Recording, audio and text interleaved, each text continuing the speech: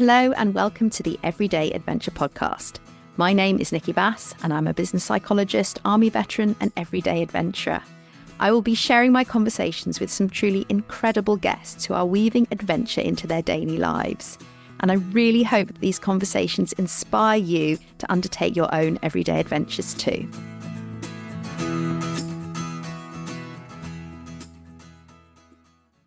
So welcome back to this limited series, which is a crossover with the wonderful Adventure Mind community, which is all around how we support our well-being through the use of adventure. And I'm really delighted to welcome my fourth guest to the show for this particular series, the wonderful Israh Goodall. Israh is a wilderness guide. She is an expedition leader. She is a rites of passage practitioner. She wears a number of different hats, as many people working in this space do, but hopefully that encompasses the main pieces, and I'm sure she'll tell you more about what she does.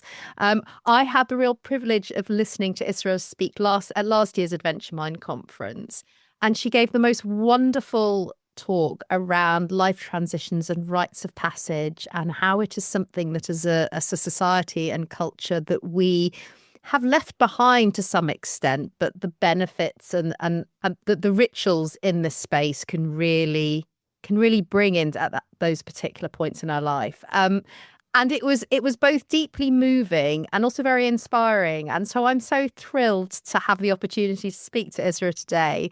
Israh, welcome to the show. It's so lovely to have you here.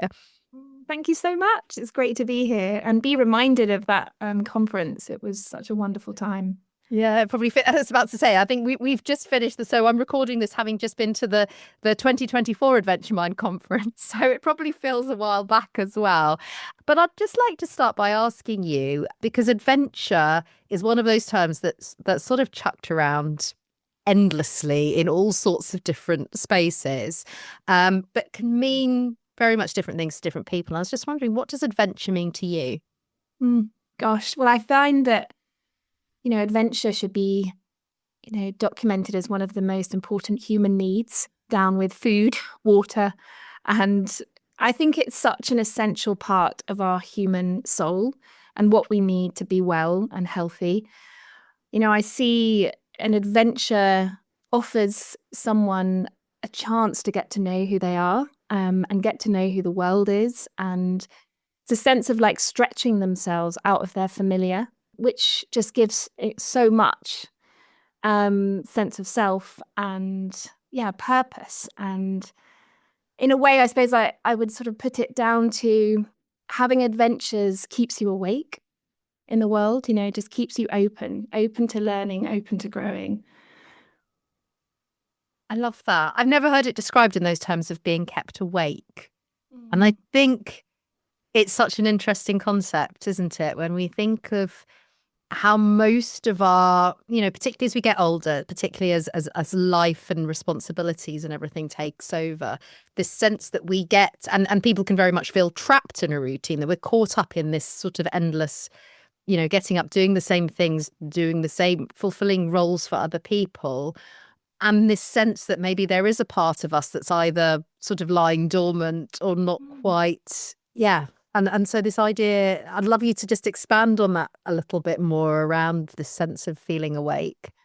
Yeah, I think I'm drawn to that poem, Mary Oliver, who's an incredible poet, and she says, what do you plan to do with this one wild and precious life? And that has always been such an echo in my life. It just, sometimes we do have to check in with ourselves. We get into the routine and we have, and as you say, sometimes that it can feel a bit dormant, that sense of, that deep sort of calling for adventure or even sense of self. So, I think adventure draws out of us. It calls us up to really have to face, how do we want to be in the world? And what do we want to use this precious, precious time for?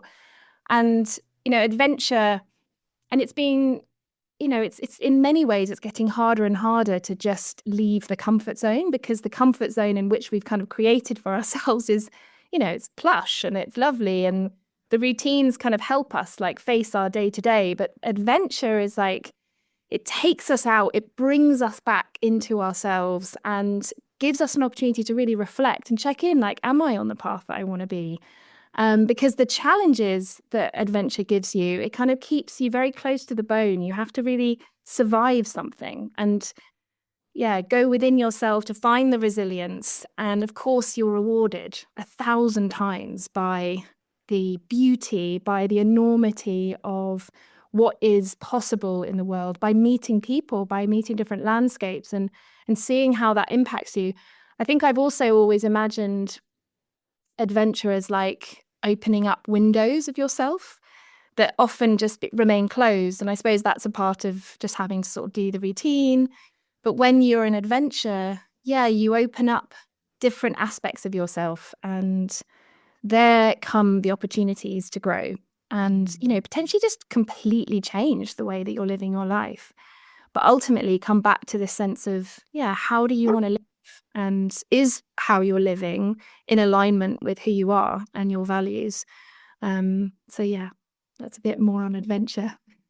Amazing. So I would love you to then just share a bit more about how you weave that not only into your sort of your own life, but into the work that you do with others and helping them to embrace that adventure in their own lives too. Yeah, well, I mean, initially it started with leading expeditions. And I was very lucky at the time to be working with organizations like Wilderness Expertise, who really encouraged the leader to bring their particular interests and kind of skills, experience alongside sort of the adventure journey. And so I started to bring this kind of concept of rites of passage into the work that I was doing, which is around, giving young people in this particular age range that I was working for, giving them an opportunity to use this opportunity adventure to mark something in their lives, which often was about, growing maturity, or maybe it was like leaving high school or completing A levels, whatever it was, but provided perhaps a bit more depth and meaning to this sense of adventure. So, yeah, I've kind of placed adventure within a bigger story, which is rites of passage, which is there's moving from one way of being into the next part of your life, or a different phase of your life. And the adventure part within a rite of passage was sit sort of in the middle. So in rites of passage, you have preparation, which is both like preparation emotionally, what am I letting go of? But also physically, what do I need in order to have this adventure? What are the skill sets? And then there's the threshold, which is kind of what I would understand as the time of adventure, when you're no longer in your familiar place, you're a bit in a stretch zone, so you're leaving your comfort zone. There's a sense of uncomfortableness and new experience, getting to know this new person or what's emerging in you. And then there's the return, which is when you're kind of bringing your gifts, the experiences that you've had, back into your life. Now, the threshold bit, the adventure, which was often where I'd lead people around the world and we'd be out in very remote areas, I would make an effort to move beyond just the kind of concept of like, right, we're going to make it up to the mountain, but kind of bring in a bit more stretch that was more self-reflective. There was more kind of an opportunity for deeper challenge. So that might include sitting out alone for periods of time. It might have been an overnight solo. It could even have just been walking out in the dark and, being in a beautiful place to watch the sunrise. But ways of, stretching the depth of adventure. And then, later on, what I did when I'm actually in my 10th year now of running a modern day rites of passage program for young women in the UK. And that was based on kind of an amalgamation of wanting to bring that kind of adventure and outdoor gifts and what I had seen being remarkably vital for young people, as well as rites of passage. And how do we bring the reverence of what rites of passage was for young people throughout time, but make it accessible, make it appropriate for the age that we're living in now. So that's some of parts of how I brought that into some of the work that I'm doing now. It's so interesting. As you were talking, I was just thinking about storytelling and the classic, I guess, story trope of the hero's journey, and how in order for the hero or heroine as it has, yes, it should be also termed, that classic idea of being presented with a challenge, going up there, but the return as well, and how important that return piece is too. And in a way, what struck me is that you're supporting young people at that point in telling their own story, in seeing that I guess that transition, that way of and being able to express it in those terms as well, rather than as it's often treated, I think, as an event or it's something to go and do. And we talk about this idea of life changing without any real substance to what life changing actually means or what we want it to be. Yeah, absolutely. And a return in a rites of passage context would probably be the most important in a way, and the bit that we kind of often leave out. We're very sort of get to the top of the mountain, which, just to say, I absolutely love. And I would always bring that into the work. But there's that sense of, giving young people an opportunity to tell their story, to find what is the meaning or the gifts for their own unique story and having that shared. And I think often what I found with young people is it is the first time they haven't just been analyzed or told this is the way or that's the way, that they're given a space to discover what that is for themselves. And traditionally, a rites of passage, people would turn up to listen to the young people because they believed that within that young person's story was kind of some medicine for not only the young person, but also the community themselves. And what I mean by medicine, because it kind of can seem a bit out of context, but medicine being a sense of healing, a sense of, visioning or, growth. And so people would turn up, and you can imagine the kind of reverence and respect and sense of belonging that might have given a young person.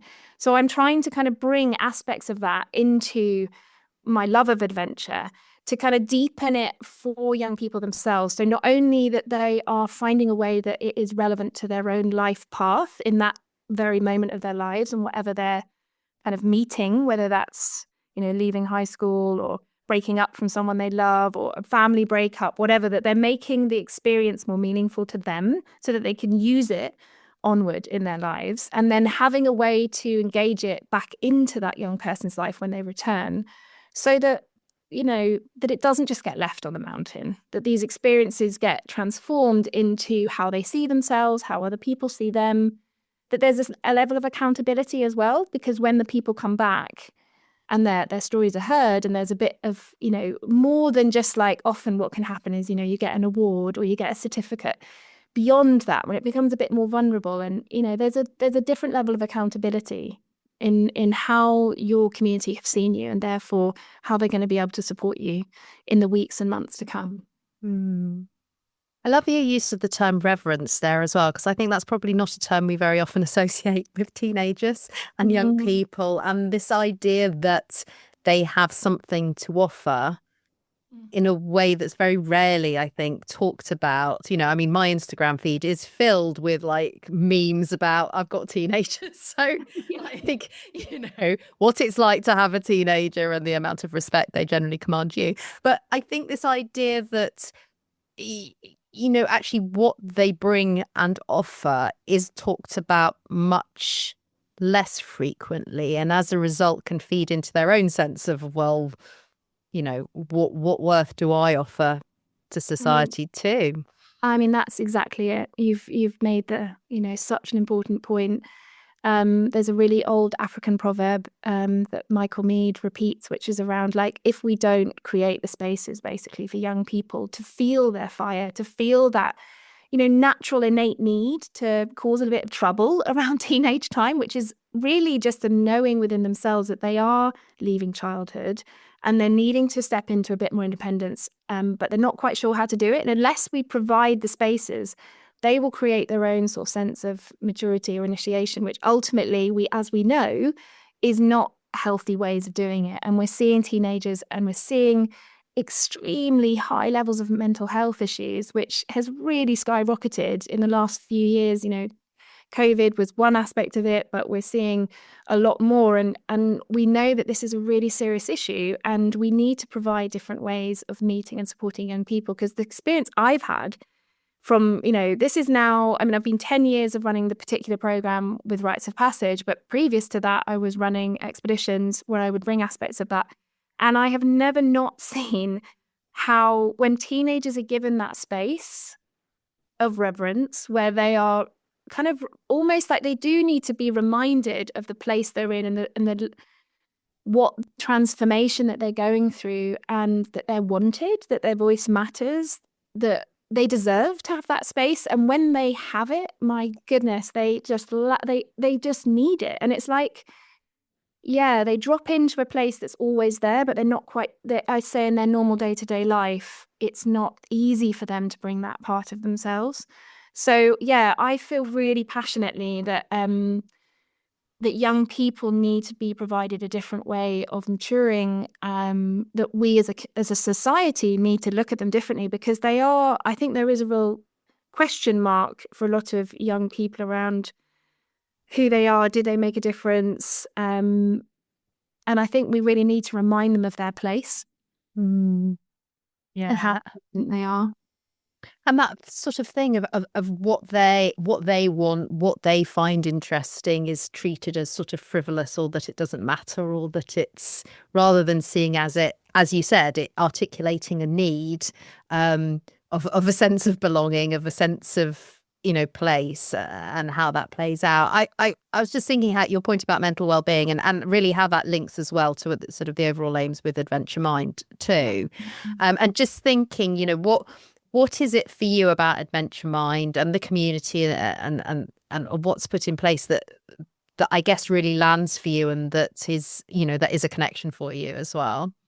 Yeah, well, Belinda, who obviously set it up, is just an extraordinary human being, and we've known each other for years. And what I just so loved about Adventure Mind, and will, continue to follow and be a part of, is that they are making the essential link between how adventure is so essential to well-being. And I think my particular lens into it was that adventure is such a big piece of Rites of Passage, that adventure holds within it the bare bones of what Rites of Passage is.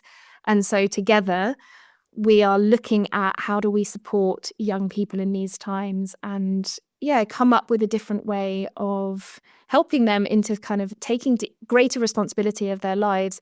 Because this is a slight side, but what was interesting when I was doing research around sort of mental health in young people, when we're seeing the high numbers of mental health concerns, also access into kind of young people's mental health services, and knowing how much sort of high schools are struggling, when you actually look at, well, why is this issue? And none of it is got to do with academic preparedness, how much prep in school they've had. What it's to do with is that they haven't actually had the reverence or the appropriate spaces to really ask the questions of, who am I?